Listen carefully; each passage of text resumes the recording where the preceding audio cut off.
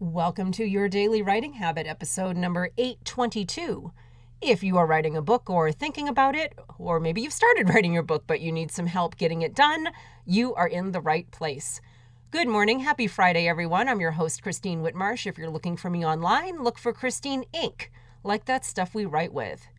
Each day, I'm sharing with you the writing habits I've learned over my 20 years as a ghostwriter, book coach, and author.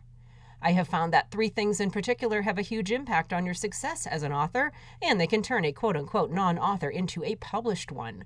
Those three things are writing fundamentals, productivity, and mindset habits. Here's today's quote. I do so much writing, but so much of it never goes anywhere, never sees any light of day. I suppose that's like gardening in the basement. I don't publish so much of what I write, I just seem to plow it back into the soil of what I write after it, rewriting and rewriting, thinking that somehow it gets better after the 52nd time around. I need to learn to abandon my writing, to let go of it, dispose of it like tissue. J.R. Tompkins.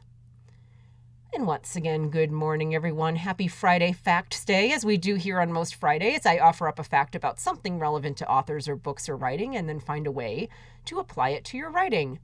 And here's today's Friday fact, and as I often do, it's more of a quote today, but I guess it's a fact that Thomas Edison allegedly said it. And what he said was this: I have not failed 10,000 times. I've successfully found 10,000 ways that will not work. And a story I tell in my memoir, The Power of the Curve, is how several years ago when I tried to grow my business into something it was not meant to be and create more of a team model, leverage and scale, and all those other entrepreneurial buzzwords, the idea failed miserably. Or as Thomas Edison would say, I successfully found a way that did not work. Ultimately, I pulled myself and my business out of the smoking ruins of what did not work. I built a much better business model, one that does not put me into massive debt, and more importantly, one that suits my skills, services, and serves my clients much better. So how does this concept apply to you as an author? Well, editing, of course. Many times authors, especially first-time ones, in their excitement of finally writing their book, they cling on to every word, paragraph, content, idea, everything, hesitant to toss anything aside in case it's potentially valuable. Now, this is fine during the rough draft writing process, but when it comes time to edit, it can seriously ruin your final product. Editing is the time to look at your work with an honest, critical, skillful eye and sift out anything in your book that is keeping it from being great.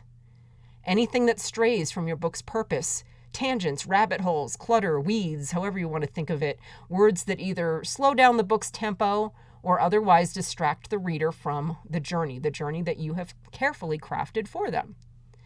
Editing is the time to put your ego aside, to cut and chop without feeling emotionally wounded, like, but if it came from my brain, it must be awesome. Well, no, not always.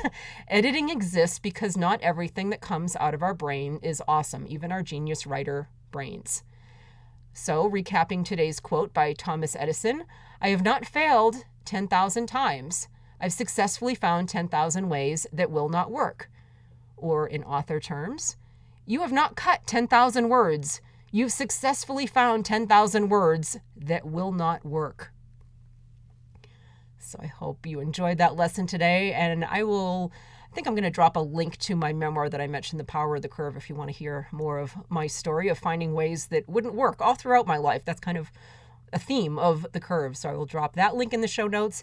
The other thing I always drop in the show notes is a link to my Inc. Authors group on Facebook, so you can share your stories of things that don't work, or let us know what you need: motivation, accountability, book writing, publishing resources, and more. Thank you for joining me here on Your Daily Writing Habit, where I am helping you write and finish writing an awesome book. Until tomorrow, happy writing.